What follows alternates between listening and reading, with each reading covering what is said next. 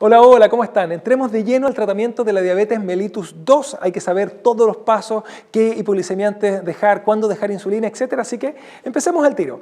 Sepan que el paso número 1 es cambiar el estilo de vida, dígase hacer deporte, dejar de fumar, hacer dieta, bajar de peso en el caso de que venga con sobrepeso o con obesidad y además iniciar metformina desde el diagnóstico. Actualmente la recomendación es parta con metformina de entrada y si me preguntan, ¿hay alguna excepción? Pues podría haber una excepción como para la vida real al menos, un paciente con una diabetes leve, que tiene que ser leve, o sea, con una hemoglobina glicosilada apenas por sobre el óptimo y que venga con un estilo de vida que no sea muy saludable, pero que esté dispuesto a cambiarlo a un estilo de vida bien saludable con tal de ahorrarse los fármacos. Uno dice, bueno, ya intentémoslo y si en 3 meses anda bien, se queda sin fármacos. Pero la inmensa mayoría de los diabéticos tipo 2 empiezan no solo con el cambio en estilo de vida, sino que con metformina de entrada.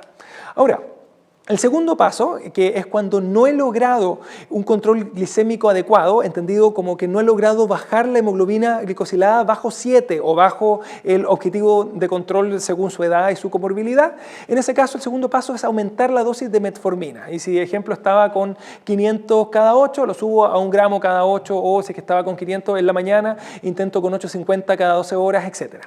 Ahora, cuando no es suficiente con eso tampoco y la hemoglobina glicosilada sigue arriba del rango, pues lo que se hace es agregar un segundo hipoglicemiante oral.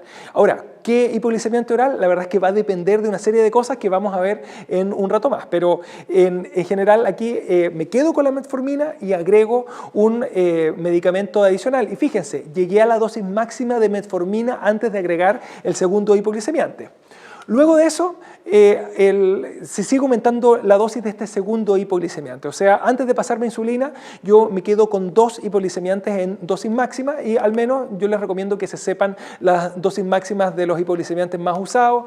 En el caso de la metformina, la dosis máxima es 3 gramos al día, 1 gramo cada 8 horas, pero sepan que entre 2 y 3 es poca la diferencia. Así que eventualmente si alguien está con más de 2 gramos, con menos de 3, y con la hemoglobina glicosilada muy alta, no me sirve seguir subiéndola y lo más probable es que le voy a agregar un segundo hipoglicemiante.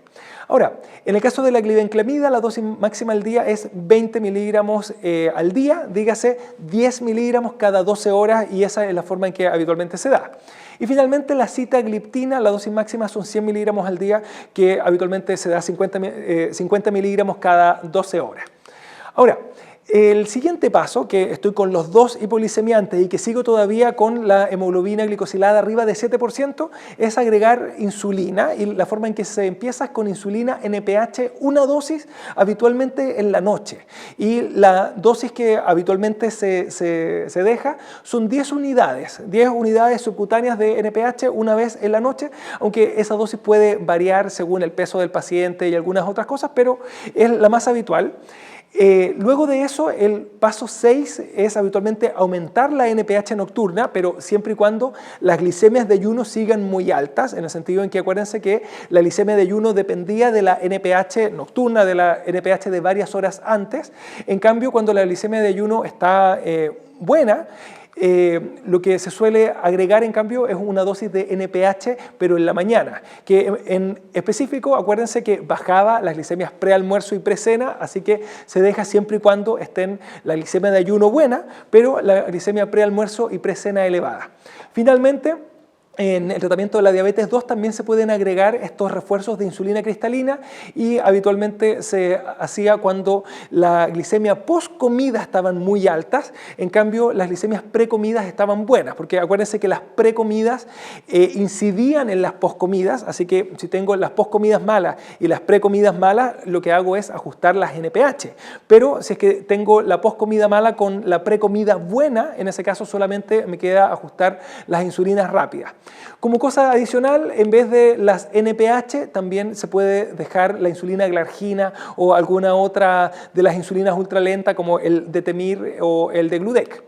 Ahora, sigamos con el tratamiento de la diabetes 2, ¿Qué pasa cuando alguien está con metformina pero tiene intolerancia a la metformina? Le da diarrea, le da náuseas o alguna cosa de ese tipo.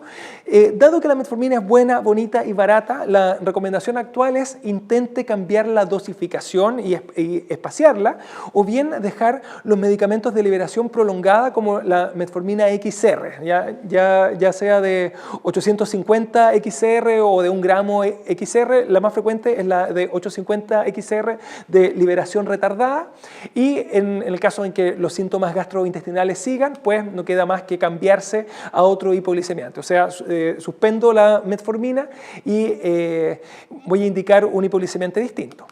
Ahora, cuando está contraindicada la metformina, ejemplo en la falla renal o en la insuficiencia cardíaca, en ese caso lo habitual es que estén contraindicados muchos de los otros hipoglicemiantes también, pero hay algunos que no, y en ese caso dejo este otro hipoglicemiante. Pero la alternativa obviamente es dejar insulina también. Si se acuerdan, para la falla cardíaca y para la falla renal me servían los GLP-1, me servía los SGLUT2, y en el caso de la falla cardíaca lo que más servía eran los SGLUT2, pero que quede bien claro, no está ahí, pero es importante, la insulina es una opción perfectamente aceptable también. Cuando la hemoglobina glicosilada está muy elevada, arriba de 9%, o bien está arriba de 7 a 8% según cuál sea el objetivo de control glicémico de ese paciente en específico, y además estoy con los dos hipoglicemiantes en dosis máxima, ahí ya no puedo seguir subiendo ni agregando más, porque el máximo son 2 de estos hipoglicemiantes, y habitualmente lo que se hace acá es iniciar insulina nomás, la insulina NPH, y de entrada voy a ir a manejarlo de esa forma. Ahora, como una opción a la insulina, en el caso de que esté arriba de 9%, es dejar algunos de estos fármacos antidiabéticos nuevos, como los agonistas del GLP-1, del péptido símil al glucagón tipo 1. Ahora, algo importante que se pregunta y que hay que saber es, una vez que parto la insulina NPH en la diabetes 2, ¿debo mantener o debo suspender los hipoglicemiantes orales? Y veamos lo que ocurre en la práctica. En la práctica la metformina se suele mantener, en cambio los otros se suelen suspender, sabiendo que no hay evidencia que de una u otra forma obligue a quitarlos o a mantenerlos. Yo podría suspender ambos o podría mantener ambos, pero en la práctica lo que ocurre es lo que está ahí. Eso sí, la decisión más correcta debería ser en base a los recursos que hay. Acuérdense que algunos hipoglicemiantes son caros, son más caros que la insulina. Aparte de esto, la polifarmacia, si es que es alguien que está con muchos medicamentos, eventualmente puede servir el eliminar alguno de la lista. Y el peso, acordándonos que la insulina hace que uno suba más de peso y, ejemplo, mantener la metformina es algo que evita un poco la subida de peso. Y respecto a los otros hipoglicemiantes orales y el peso, va a depender de cada uno de ellos, dado que algunos hacen que uno suba más de peso y otros hacen que suba menos. Ahora, respondiendo a la gran pregunta, ¿y qué hipoglicemiante le dejo a un diabético tipo 2? Y la respuesta siempre va a ser metformina de primera línea, es buena, bonita, barata, segura, tiene todas las características que a uno le gusta en un medicamento, pero acuérdense que está contraindicada en la falla renal con un clearance menor a 30, y también está contraindicada en la insuficiencia cardíaca severa, en el sentido en que tiene riesgo de acidosis láctica, así que ahí está absolutamente contraindicada y debo dejar o insulina u otro hipoglicemiante que no esté contraindicado. ¿Y qué pasa con el segundo hipoglicemiante? ¿Cuál dejo? Pues lo ideal es que quede con un inhibidor de la dipeptilpeptidasa 4 como la sitagliptina, o un agonista del GLP-1 como el liraglutide, por ejemplo, que si se acuerdan eran las incretinas, el liraglutide y los otros glutides. Pero en la vida real muchas veces no hay dinero, no hay recursos en el sistema de salud, así que ahí lo que se deja habitualmente es glibenclamida nomás. Ya la glibenclamida es eficaz, es barata y sí tiene estos riesgos de hipoglicemia, así que obviamente cuando ya está alguien con hipoglicemia, ahí no le puedo dejar glibenclamida y habrá que conseguir recursos de alguna parte para dejarle o la sitagliptina o el liraglutide. Y lo mismo ocurre en los pacientes que tienen un riesgo muy alto, como alguien de más de 75 años, nuevamente el riesgo de hipoglicemia es muy alto, así que tampoco va a quedar con glibenclamida. Hasta es posible que se pueda suspender la glibenclamida que estaba tomando antes, dado que el control glicémico se vuelve menos estricto, pero si es que hay que mantener alguna cosa, pues le voy a dejar o la sitagliptina o el liraglutide o alguna cosa de ese tipo.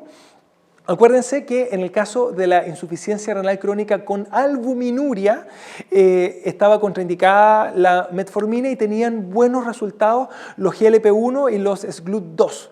Y de hecho los SGLUT2, acuérdense que me disminuían la progresión de la falla renal, los GLP-1 igual, pero los SGLUT2, que eran los que actuaban mediante la inducción de glucosuria, no funcionaban tan bien cuando la falla renal era muy severa. Ejemplo, en un clearance bajo 30, lo más probable es que va a quedar con un GLP-1 más que con un SGLUT2.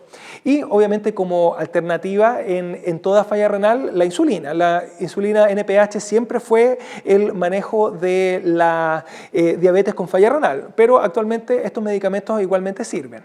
Si tiene un infarto previo, tiene un riesgo cardiovascular muy alto, la verdad es que también va a quedar o con los con los bloqueadores del SGLUT2 o con los agonistas del GLP-1, ya que dijimos que servían en particular para disminuir la progresión de la enfermedad cardiovascular. Y por supuesto la insulina es una buena opción también. Y finalmente en la falla cardíaca, contraindicada la metformina, contraindicada la glibenclamida, y aquí me servía más que los GLP-1, los SGLUT2 y obviamente la insulina también. Así que fíjense, muchos detalles, veámoslos ahí de nuevo, esos detalles sirven de una u otra forma para optimizar el manejo del paciente diabético. Así que aprendérselos, que estén bien.